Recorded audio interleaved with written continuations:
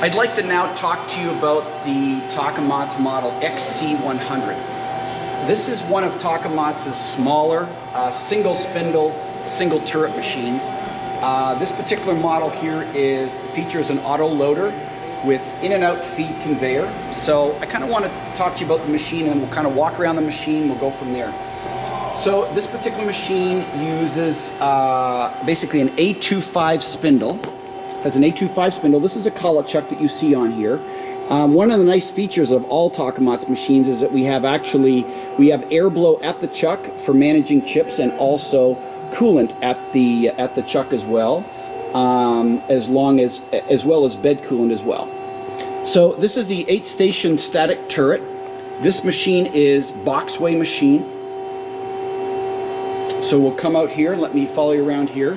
Finook control. Uses a Finook control, and this is the Takamaz loader PLC. It's a very nice pendant style. It's very simple teach mode, and it's got a cable on it, as you can see. So setup is really nice because you can actually jog the loader down and hit teach. So it's very, very simple to do. The setup and the teach mode is very, very simple to do. So with that, I want to kind of take you around to the side of the machine. We're walking around here. So this particular machine, I always bring this machine in with high pressure coolant. This is the high pressure coolant pump. It's about 300 PSI, and it provides volume and pressure. You'll notice these two valves here. Basically, we have M-code switching of the high pressure coolant through the spindle, which is very important. If you're doing any ID cutting, you want to be able to push those chips out through the spindle. And I also have high pressure coolant to the turret, so you can switch between spindle through and to the turret by M-code. I can feature over here. I want to show you, as I mentioned, it's a boxway machine. You can see it's got all FANUC axis drives and spindle drive. Boxway machine, you'll see that motion in a little bit longer, but very, very rigid. It's about a 30-degree slant on that, which enables us to manage chips, and also adds to the rigidity and the compactness of the machine as well. So moving around to the back of the machine, this is the area. So the chip conveyor on this machine with the auto loader, the chip conveyor comes out the backside. So basically it comes over here, and then it's kind of a gooseneck and comes over, and you can put your chip bucket over here. So moving around to the other side of the machine. So this is the material handling on this particular machine. It has an in-feed conveyor. These are your blank parts here. So your in-feed blank parts come on the in-feed conveyor, and then finished parts, as you'll see when we get running the machine, finished parts come on the out-feed conveyor in this direction here, and we've got an out-chute. So the finished parts would come down here. You can have a little bit of an accumulation table if you want to for finished parts. For the blank parts, you can either put the parts right onto the in-feed conveyor. You can see these are the adjustable guides. You can see basically just turn these wing nuts, and the guides move in and out for the different part diameters.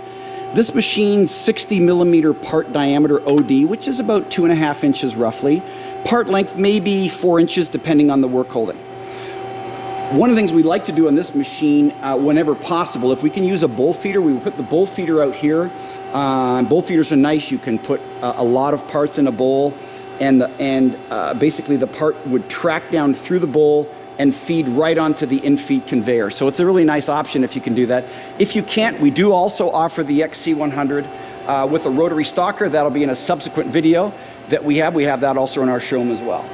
So what I want to do now is basically I'm going to have the machine run through kind of a step process first, so I can explain the loading a little bit further.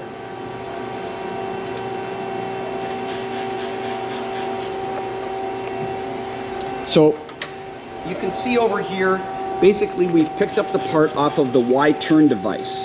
So the Y-turn device, as you'll see right now, it picks the part up. If your parts are standing up vertically, it'll turn the part horizontally so that the 2-jaw loader gripper can pick the part up. Now, if your part is long, maybe like a pencil or something, and you want to pick it up, the loader grippers can pick the part up directly off of the in-feed conveyor, right off the belt. So we can do it either fashion.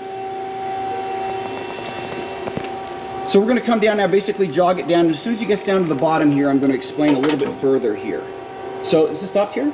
Very good. Okay. So this is the loader hand here.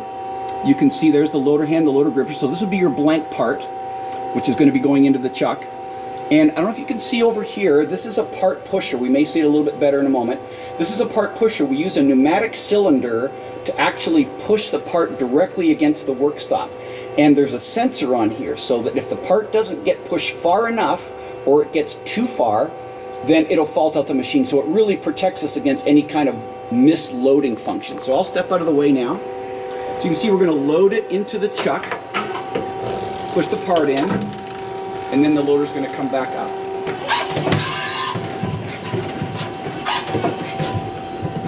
So this is in slow motion mode, but it kind of gives you an idea here. So we're going to come back down now, and we're going to show you the loading function again. So that's unloading. Now we're going to load the blank part, and then we're going to come back up.